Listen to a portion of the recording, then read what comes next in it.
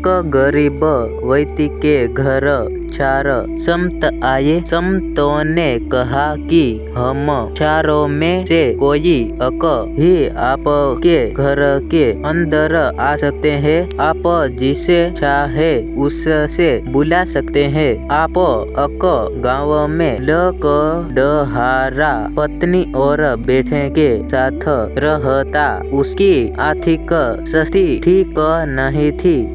वह कड़ी मेहनत करता लेकिन बहुत ज्यादा धन कमा नहीं पाता था। एक दिन लकड़हारे के घर का दरवाजा किसी ने खटखटाया। पिता ने बेटे से कहा कि जाकर देखो कौन है आया है।